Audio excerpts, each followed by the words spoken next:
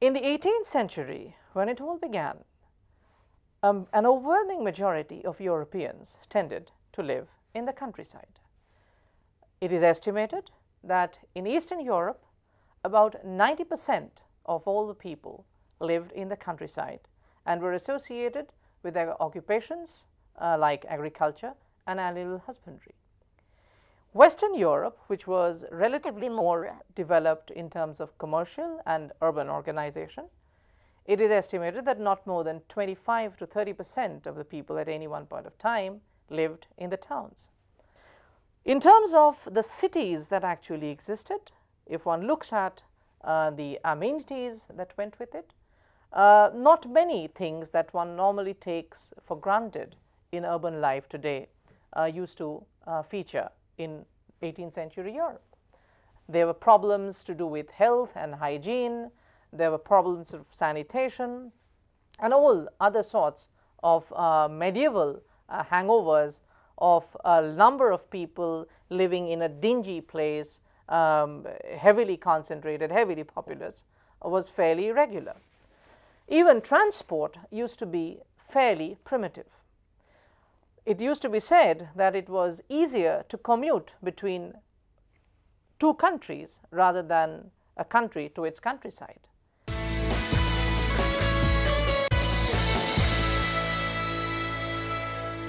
This entire picture changed almost entirely within the next century. As the towns began to grow in size and a large cluster of urban conurbations began to develop all across Western Europe, and small towns or even villages in Britain and France began within the course of a decade or two to transform into large urban conurbations. The dramatic change that this came to signify in European life revolved primarily around the changes in industrial economy. A large number of factories and workshops began to grow, which relocated the main frame of production, industrial production, from artisanal houses, the cottages of the artisans who were actually involved in the labor that goes into the making of an industrial product, to a workshop which is invested in, where the capital is provided by a merchant and where people come to sell their labor rather than their skill. The changes that followed as a result in European society have variously been identified as either the beginning of the modern capitalist order or even as beginning of modern society.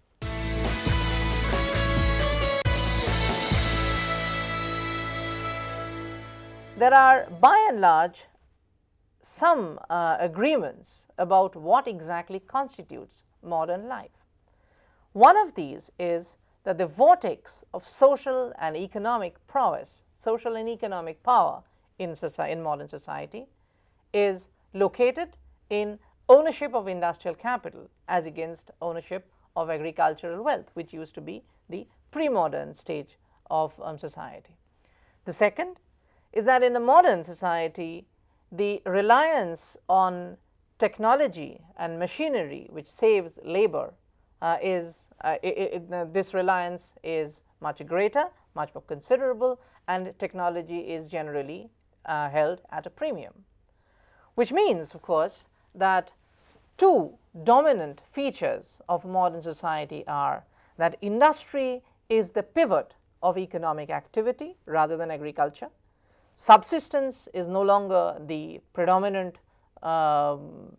objective of economic activity, rather trade, generation of capital and investment of that capital in technological innovation, which makes life easier over a period of time.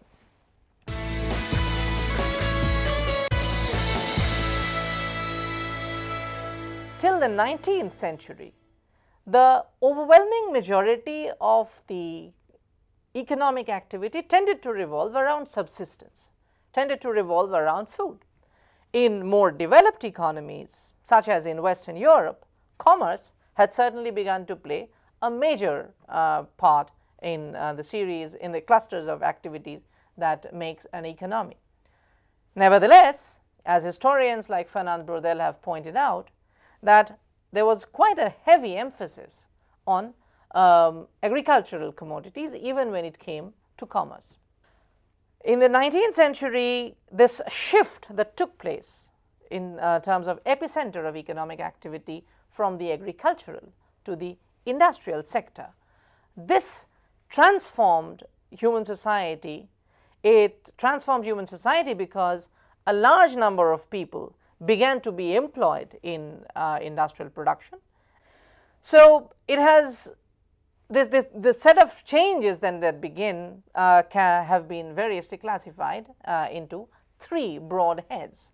In the first place, once the shift takes place from agriculture to industry, once the locale shifts from a locale of production shifts from the artisan's cottage to the workshop, the relative significance of the labor that is exerted, the human element of production begins to decline. As the skill of the artisan begins to decline, he is moved from the artisanal cottage to the workshop in order to operate a machine, which becomes the second factor in conjunction with this change, with this revolutionary transformation of the product of the process of production. The growing reliance on the machinery necessarily requires a heavy input of technology, also occasionally a heavy endowment of capital resources. In fact, this was one of the major reasons why the locale of production had to be shifted from the cottage of the artisan to the workshop run by the entrepreneur who makes the investment. And the third and perhaps the most important intervention, or the most important factor in the rise of industrial societies, happens to be the shift in for the purpose of industrial production from animate sources of energy to inanimate sources of energy. To give an example, if a mill had to be operated, it could be operated by animal power. You could run the mill with bullocks drawing the load, or horses drawing the load.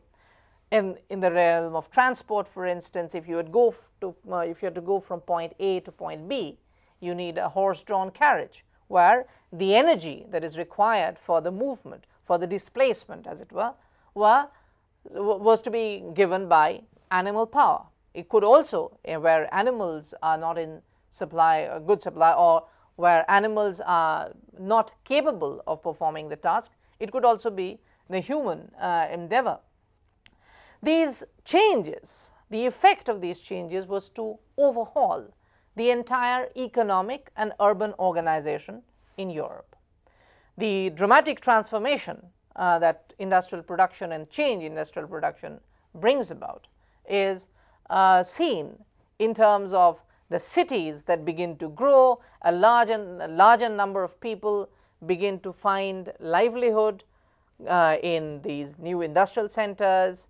On the other hand, with more and more people earning livelihood, more and more people were able to generate demand for manufactured goods, for industrial goods, and that further stimulated the European economy.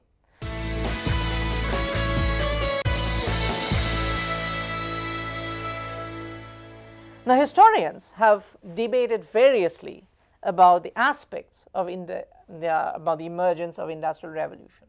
I mean, to start with, was the origin actually to be located in the 18th century or even before that? If it was in the 18th century, then why was it in the 18th century? A still more important question is, when industrialization began, why did it begin in Britain? Why not anywhere else? There were other countries that were equally developed in terms of their economic character, in terms of the industrial organization, in terms of the commercial reach. France is a very good example. Why did it happen in Britain and not in France? There is another very serious argument that is raised frequently by historians of the colonial world, saying that European industrialization was made possible by the exploitation of the colonial markets. Is that the case? Was European colonial empire the determining factor in the making of the Industrial Revolution, or was it merely a contributory factor? Did it simply make it convenient? Did it simply facilitate an industrial transformation that would have happened anyway? The questions, in fact, point to a much larger question, that was the Industrial Revolution really much of a revolution, or was it somewhat of an evolution?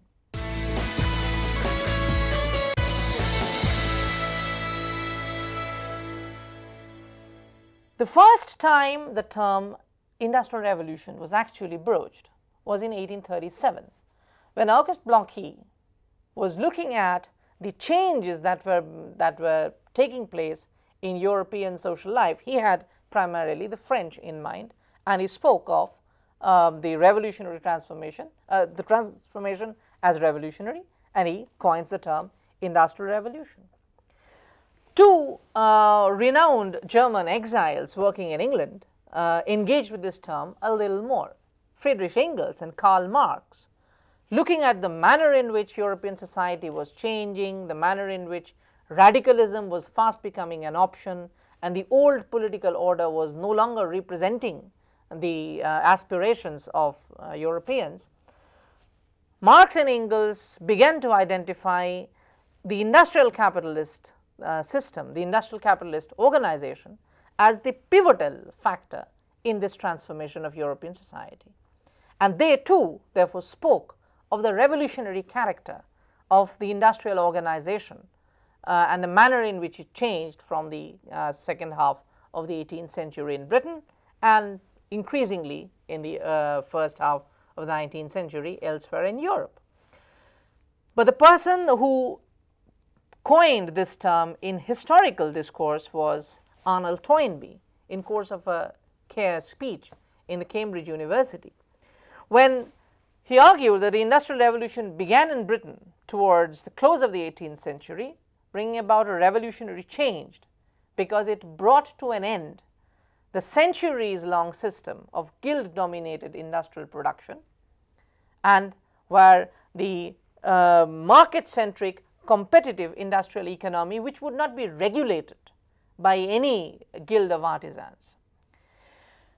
In the 1930s, however, another English historian, John Harold Clapham, dismissed this hypothesis of revolution, and he put forward instead the argument of an evolutionary transformation. He was drawing his argument from the research done by other continental historians of this point of time, people like Paul Manteau, who argued that the character of change has to be located not simply in Britain, it has to be located elsewhere in Europe as well. And once one looks at it, the continuities in terms of the evolution are more pronounced than the breaks that were occasioned by the revolution, the so-called revolution of the 1770s. In the decade of the 1930s and 40s, historians like J.U. Neff further strengthened the argument by showing that owing to the expansion of global commerce in the 16th and 17th centuries, the manufacturing sector of all the European societies across the board, all Western European societies across the board, had gone transformation, continual transformation. As the market horizons began to expand, more and more European industrial sectors were looking at markets overseas, and in order to capture that market, they would tend to undergo changes as and when required. J.U. Neff argues that the wars that were occasioned by the French Revolution, and even before that by European political situation, the ravages caused by the war tended to sort of disturb the normal trajectory of economic growth as countrysides were ravaged, as normal economic demand began to be disrupted. European industry began to lag behind in the 18th century. By contrast, Britain, which did not have a single war affecting its physical environment of industrial production in the 18th century, managed to make the transformation, make the leap from a pre-modern guild-dominated system to a modern industrialized system. And the main thrust of his argument lay in the fact that this evolution was taking place for over a period of 3 centuries, so he would argue it was not much of a revolution. Later, in the 1970s and 80s, historians like Peter Krieter came to endorse this argument. Krieter, in his very heavy emphasis on the significance of proto-industry, argued that between 16th and 18th century, European industrial production had tended to move away from the guild-dominated industrial production that Toynbee had spoken of when he had mentioned the Industrial Revolution. Krieter argued that because of social and economic factors that were fairly common all over Western Europe, a large number of people living in the countryside had actually switched to proto-industry, meaning industrial activity as substitute for their agricultural activity. And this they did in order to generate more income, more sources of income in the countryside. But the bottom line is that there was a subset of skills, a reservoir of skills and industrial capability developing in the countryside over a period of more than 200 years. And Krieter argued that this relentless advance of European industry from the 16th century onwards, caused by the expanding horizons of European commerce, propelled the emergence of a manufacturing sector in the West European countryside, which almost everywhere in West Europe had the potential of transformation by bypassing the guild-dominated traditional system. This pre-industry, Krieter argued, was the bedrock on which subsequent industrialization was to take place. However, other historians came up with equally powerful arguments by suggesting that Clapham, Knepp and Krieter, when they argued about the continuity of the phenomenon, ignored the breaks that actually took place. So W. W. Rostow in 1960, when he wrote his Stages of Economic Growth, compared the two, the pre-modern and the modern industrial production, as like an aeroplane taxiing on runway and an aeroplane actually taking off. He spoke of a takeoff for industrial economy to bring about, to highlight the significance of the breaks that took place. That it's almost the difference between a plane taxiing on the ground and a plane really taking off flight. He argues that there was a real qualitative difference between the two stages in terms of the market that was addressed, in terms of the industrial technology that was deployed, and in terms of the significance that labor came to play. He argued that the market addressed by the modern industrial system was much larger, it was much more capital intensive, it was much more technology driven, and definitely it was much more labor displacing than what it used to be earlier. So the differential, Rostow would argue, was that the significance of the labor input in industrial production began to change dramatically in the 18th century, and no amount of emphasis on evolutionary transformation could take care of that argument. Towards the end of the 1970s, David Landis reinforced this argument further in favor of a revolutionary transformation by looking at the phenomenal changes that took place in technology in terms of industrial production. And he shows that the shift that took place from animate sources of energy to inanimate sources of energy in Britain in the 18th century cannot be explained by any amount of evolutionary explanation of the revolution. Because in terms of continuities, then charcoal should have continued to power the blast furnaces in all over Western Europe. There should have been no shift to coal. The shift from charcoal to coal, the shift from horse-drawn carriages to steam-powered railways, David Landis suggests, is case enough for a revolutionary transformation. Almost around the same time, E.J. Hobsbawm endorsed the argument in favor of a revolutionary transformation by highlighting on the phenomenal socio-economic changes that were brought about by this restructuring of European industry.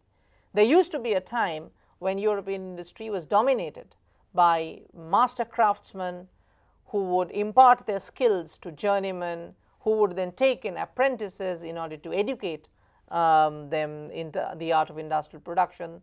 That thing changes completely. The significance, the social significance of the artisan who could weave cloth well began to be replaced by a person who could run a machine better.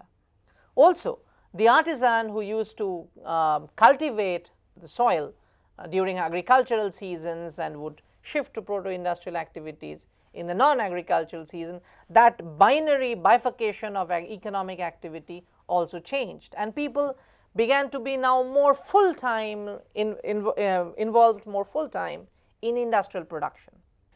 In the decade of the 1960s itself, however, the most serious challenge to the Rostonian theory of stages of economic growth come from Alexander Gerschenkron.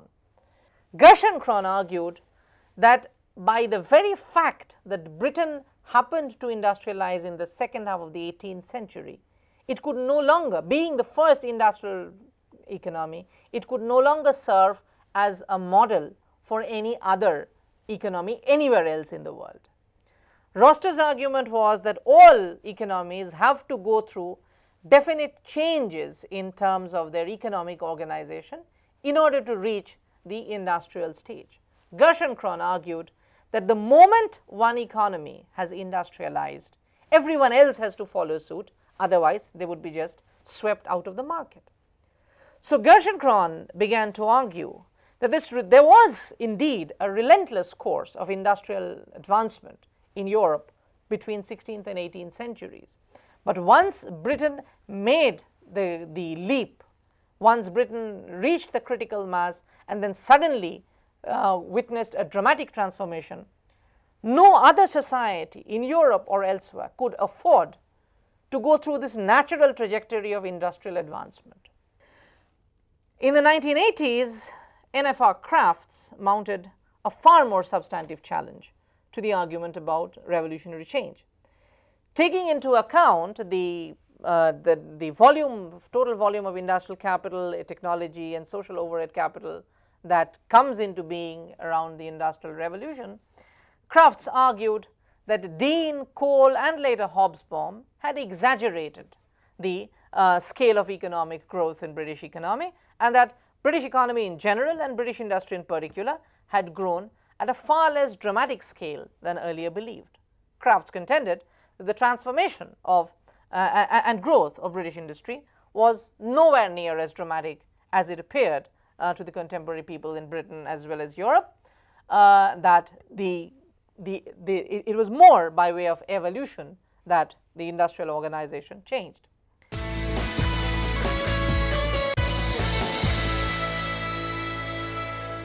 To conclude, one needs to make this one final point, that the historians' approach to whether the transformation was revolutionary or evolutionary depends on which particular society, which particular economy he was looking at.